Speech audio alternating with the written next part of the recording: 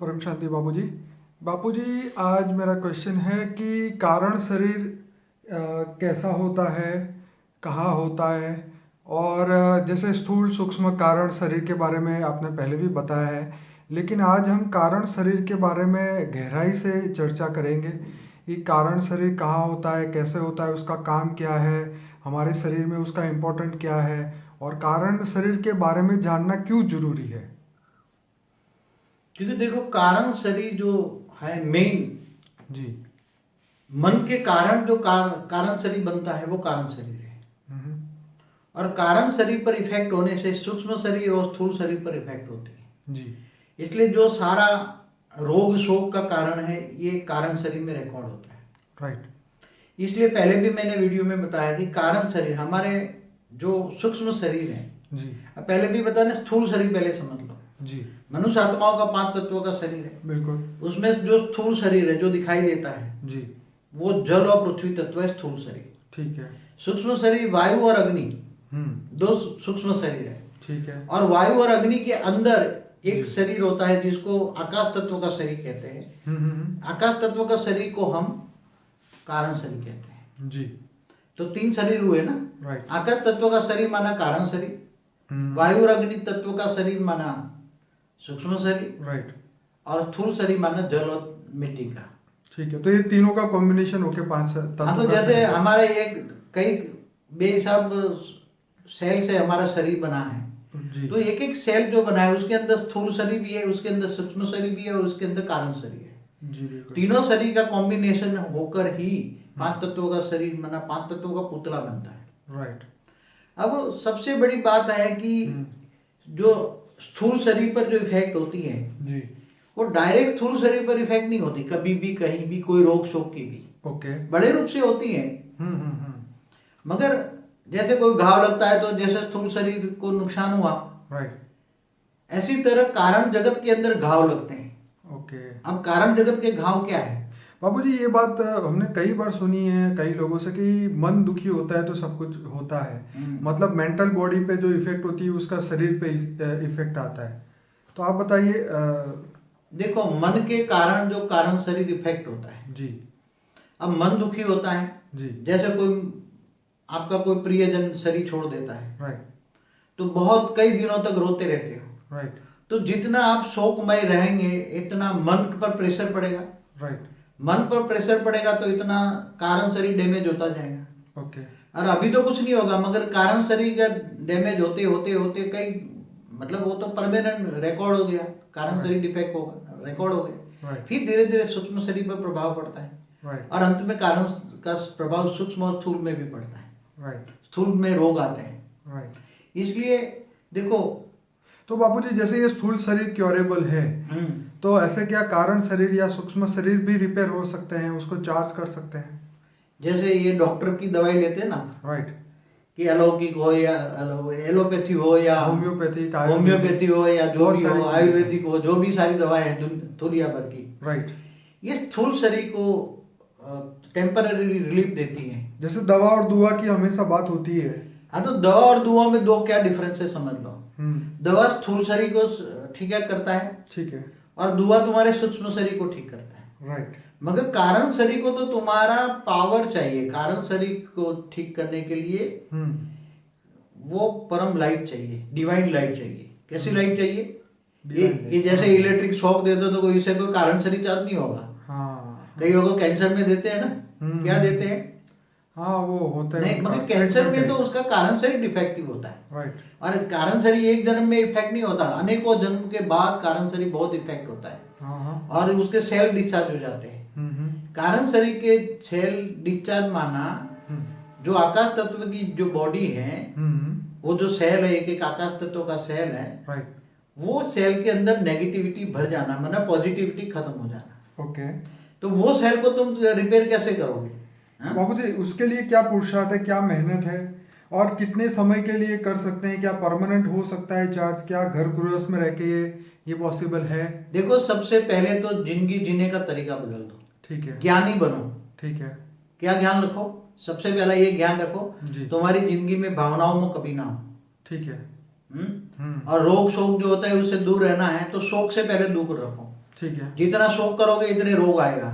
ये तो सत्य बात है। हाँ, फिर इसीलिए टेंशन वाली कोई कमाई ना करो, टेंशन वाला कोई कर्म ना करो। ठीक है, जो टेंशन वाले कर्म करते हैं, राइट, कोई भी प्रकार का टेंशन वाला कोई कर्म ना करो। ठीक है, और टेंशन वाले कर्म करते हैं तो मन में टेंशन आता है ना, तो मन पर प्रभाव पड़ा ना, बिल्कुल, तो सीधा कारण शरीर पर इफेक्ट पड़ता है। राइट, अब तुम्हें कारण शरीर तो अनेकों जन्म से धीरे धीरे धीरे धीरे कारण शरीर डिस्चार्ज हुआ है, कोई एक जन्म की कहानी नहीं है। ओके, क्योंकि जब मनुष्य मर जाता है तो उसके साथ सूक्ष्म और कारण शरीर जाता है, राइट, तो कोई स्थूल शरीर तो नहीं जाता ना। नहीं, वो तो खत्म। हाँ? तो क्या बाबूजी ये आत्मा के अंदर समा जाते हैं नहीं सूक्ष्म नहीं कारण? नहीं, आत्मा के अंदर तो सूक्ष्म शरीर समाना बहुत मुश्किल है। ओके, उसकी भी चाहे तो समा सकता है, निराकारी स्टेज में शरीर समा कर सकते हैं, मगर ये सूक्ष्म शरीर को समाना बहुत मुश्किल है।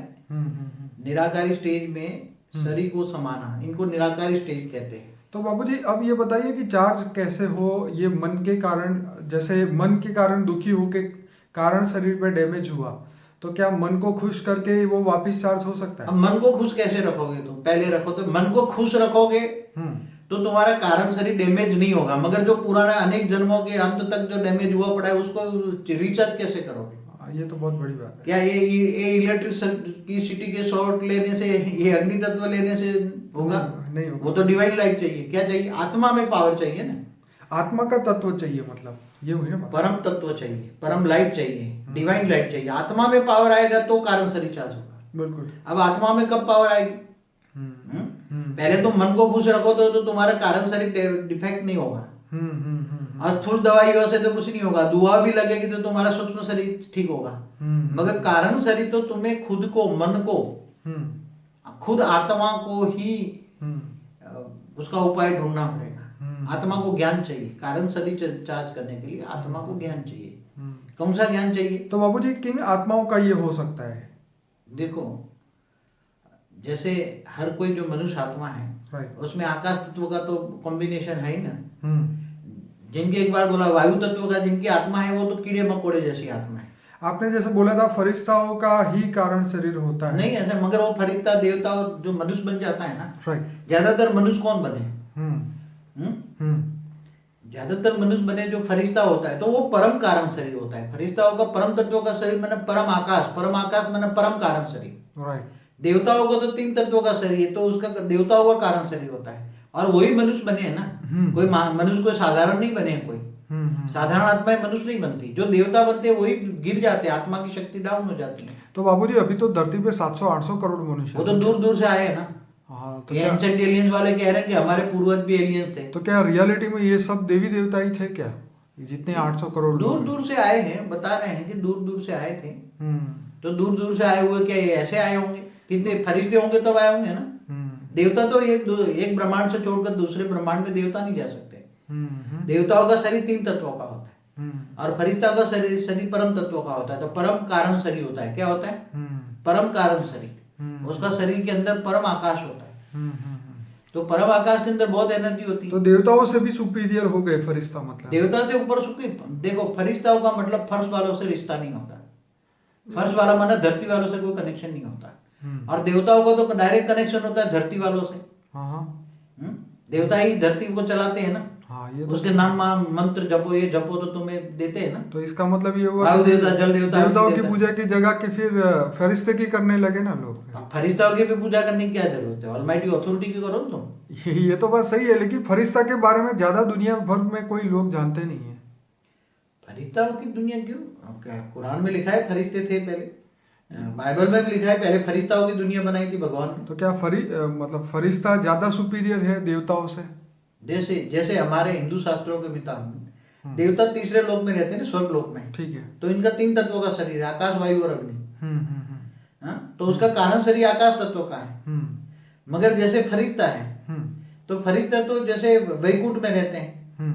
तो वैकुंठ में तो उनके बारे में तो भारत के शास्त्रों में कुछ नहीं लिखा ना फिर। हाँ, मगर नहीं लिखा, मगर मैं बता दूं ना, वैकुंठ में कौन जाता है? वैकुंठ में जाने वाला का शरीर 3 तत्वों का नहीं होता। देवता भी नहीं जा सकता वैकुंठ में। तो जो मनुष्य आत्मा जो वैष्णु को याद करती है, विष्णु को परम तत्व का शरीर होता है ना, परम आकाश, परम कारण शरीर होता है। ठीक है। परम कारण शरीर हो तब तुम वैकुंठ जा सकते हो। उससे ऊपर शिवपुरी कौन जा सकता है? परम महाकारण शरीर होता है। Right. और फिर निराकारी दुनिया में परम धाम में जाता है तो आत्मा निराकार होती है, वहां शरीर नहीं होता, कोई भी शरीर नहीं होता, न स्थूल न सूक्ष्म न कारण शरीर। बराबर। तो कर्मों का हिसाब किताब पूरे हो गया तो निराकार बन गए, निराकारी दुनिया, आकाश, रूहानी दुनिया। तो बापूजी वापस कारण शरीर पे आते हैं कि इस धरती पे जो इंसान मनुष्य बन गए हैं और जो मनुष्य को वापस अपना कारण शरीर चार्ज करना है तो वो क्या करे? पहले तो उसको ज्ञान लेना पड़ेगा। कौन सा ज्ञान लेना चाहिए कि मुझे मेरा ये जो रोग शोक का कारण क्या है, रोग शोक से दूर होने के लिए सबसे पहले क्या करना चाहिए। मुझे जो रोग रखा है तो दवाई लेने के पास जाते हैं, मगर जिनसे असाध्य रोग होते हैं ना, असाध्य, जिनको साध्य नहीं हो सकता मेडिसिन से, उसको तुम मेडिटेशन से ही तुम, जैसे कैंसर जैसे रोग है मेडिटेशन से ठीक कर सकते हो। राइट। जैसे इस ब्रह्मांड शिव को निराकार परमधाम में याद करते हैं, जिनको ज्ञान है निराकार को भी याद करने का, चाहे शिव हो, महाशिव हो, परम महाशिव हो या ऑलमाइटी अथॉरिटी हो, तो बहुत कर्मयोगी जीवन बिताते हैं। पहले तो जो इन देह और देह के संबंधों को भूलकर आत्मस्वरूप बनना है। क्या बनना है? आत्मस्वरूप। तो आत्मस्वरूप की विधि उनको नॉलेज होना चाहिए कि मुझे आत्मस्वरूप की अनुभूति कैसे करनी है। पहले तो आत्मस्वरूप की अनुभूति करना है। पहले तो अपने देह को भी भूलना है। क्या बनना है? देह को, मैं देह नहीं, मैं आत्मा हूँ। राइट। आत्मस्वरूप की अनुभूति, soul consciousness, soul conscious, body conscious नहीं। राइट। तो जो आत्मस्वरूप की अनुभूति करते हैं तो धीरे धीरे धीरे धीरे देह और देह के संबंध छूटे जाए। फिर तो क्या आत्मा मैली कैसे हो जाती है? मन के कारण मैली होती है ना। राइट। तो तुम्हें पहले तो ये जो बाह्य जगत से धीरे धीरे डिस्कनेक्ट होना पड़ेगा। राइट। अंतर्मुखी बनना पड़ेगा। क्या? अंतर्मुखी सदा सुखी। राइट। फिर मन का मौन। क्या? मन का मौन। मन का मौन, मन का मौन नई रंगत लाएगी। फिर एकांतवासी। क्या? एकांत। और फिर मेले मलाखड़े, मेले में जाते हैं ना, वहां मेले ही होते हैं, वहां नेगेटिव वाइब होता है। जैसे शादी में गए, 1000 का मेला है तो वहां नेगेटिव वाइब होती है, क्योंकि वहां देहभान है, एक दूसरे को देह को देखते हैं। जहां देह के मेले लगते हैं वहां जाना बंद करना पड़ेगा तुम्हें, बिल्कुल टोटली। अगर कुछ पाना है तो मेले में जाना टोटली बंद। और आत्मस्वरूप, एकांतवासी, मन का मौन। कैसा मौन? मन का मौन। मन का मौन। और एक दिन मन का मौन, हमेशा वीक में एक दिन मन का मौन रखो और कर्मयोगी जीवन बिताओ। क्या? जितना लोगों की जरूरत हो, बहुत जरूरत तो इतने लोगों से ही कनेक्शन में आओ। बाकी जो लोगों की जरूरत नहीं है ऐसे लोगों के कनेक्शन ना आओ। सही बात है। तो और 10 शब्दों का जो एक ही शब्द में प्रयोग करो। क्या? कम बोलो, मीठा बोलो, धीरे बोलो। क्या? कम बोलो, जरूरत हो तो ही बोलो। राइट। अभी यहाँ तो अगर तुम्हें कारण शरीर को धीरे धीरे डैमेज नहीं होने देना है तो सोचना स्वरूप ही नहीं बनना है। क्या? सोचना स्वरूप नहीं बनना, सोचना ही नहीं है, मतलब निर्संकल्प अवस्था में ही रहना है। हाँ, तो जब निसंकल्प अवस्था रहोगे तब तुम्हारा कारण शरीर, आत्मा की एनर्जी। तो ये लंबी प्रैक्टिस के बाद ये हो सकता है, एकदम अभी खाया अभी पेट भरा ऐसी बात नहीं है। तो अब जैसे कोई मासी का घर थोड़ा है, मन का मौन, एकांतवासी, मेले मलाखड़े छोड़ना, नहीं तो देह और देह के संबंधों को खुश करना बंद कर दो पहले तो, और डरो मत। ये जो है ना, आजकल पूरी दुनिया यही पहला काम करती है कि सबको दिखावा मत करो, शोमैनशिप मत करो। राइट। झूठी का ये मायावी दुनिया में झूठी, ये समझो कि ये झूठी काया है, ये मिटने वाला शरीर है, अग्नि में जल जाने वाला है। इंसान को तो ये समझ ही जाना चाहिए, क्योंकि हम कितना भी किसी को खुश करें या उसको उसके लिए कुछ भी अच्छा करें, लेकिन आखिरकार कोई किसी के लिए सुखी तो होता नहीं है, ना कोई खुश कर सकता है किसी को इस दुनिया में। तो अपने कर्मों के ऊपर उसको फोकस करना चाहिए, अपनी आत्मा की सदगति के ऊपर फोकस करना चाहिए कि सूक्ष्म शरीर कारण शरीर कैसे जागृत हो। तो बाबू जी अब आगे मेरा ये क्वेश्चन आ रहा है कि हमारे क्या ये कारण शरीर चार्ज होते ही हमारे जन्म का उद्देश्य हमें पता चल जाता है कि रियलिटी में हमारा जन्म धरती पर क्यों हुआ है? जब पावर हाउस से कनेक्शन होगा तो आत्मा में डिवाइन लाइट आएगी ना। जी बिल्कुल। तो पावर हाउस से पहले ज्ञान होना चाहिए ना, पावर हाउस से कैसे पावर लेना है। तो मेरा वीडियो देखो, वो कौन सा है वीडियो अपना, सीक्रेट योग। हाँ, द सीक्रेट ऑफ योगा। वो देखो, बार बार देखो, मेडिटेशन। और वो ऑलमाइटी अथॉरिटी से डायरेक्ट पावर लो, हाई पावर हाउस से। क्या? कोई डायरेक्ट ऑलमाइटी अथॉरिटी से पावर कैसे लेना है उसकी विधि बताइए मैंने। तो विकर्म विनाश हो गए तभी हमारा कारण शरीर चार्ज होगा। देखो, योग करोगे ना तो पावर आएगा। राइट। पावर आएगा तो तुम्हारा पावर कारण शरीर का थोड़े सेल भी थोड़े थोड़े में पावर आएगा ना कारण शरीर में, राइट। तो मन शांत होने लगेगा। क्या आएगा? हाँ हाँ हाँ उसका प्रूफ क्या है? हाँ, ये बहुत बड़ी बात है, मन शांत होने लगेगा। हाँ, मन शांत हो जाने का। Right. जैसे ज्ञान आता है तो वैराग आता है दुनिया से, बिल्कुल आता है। ज्ञान के कारण वैराग आता है। राइट। तो ज्ञान के कारण तुम्हें पावर हाउस से पावर कनेक्शन जुड़ा, योग लगा, पावर हमारी आया, चेतना जो है उसका स्तर बढ़ता जाएगा। आत्मा में पावर आएगा, राइट आत्मा में डिवाइन लाइट आएगी। राइट। तो आत्मा में डिवाइन लाइट आएगी तो कारण शरीर में पावर जाएगा। ठीक है। पावर तो विकर्म विनाश हो जाएगा। क्या हो जाएगा? विकर्म विनाश हो जाएगा। विकर्म विनाश, परम लाइट के योग अग्नि में विकर्म विनाश हो जाएगा। राइट। और विकर्म विनाश होते ही जैसे शरीर हल्का हो, जैसे शरीर 400 किलो का हो और शरीर जैसे 100 किलो का हो जाए तो कितना उसको मन पर इफेक्ट पड़ता है। हाँ, ये तो है बहुत। हाँ? बहुत कभी कभी देखते हैं टीवी में 600 किलो वाला 400 किलो वाला देखते हैं ना, उसको ऑपरेशन करके उसकी बॉडी कम करते हैं तो वो कितना खुश होता है, अरे मेरा 100 किलो कम हो गया क्या।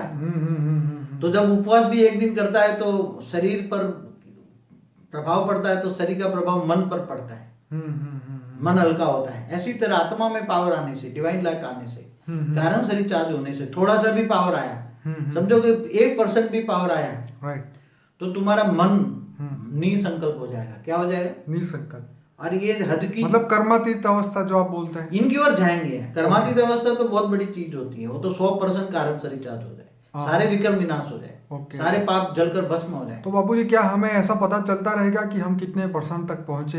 वो तो तुम्हारा मन बताएगा ना। अच्छा।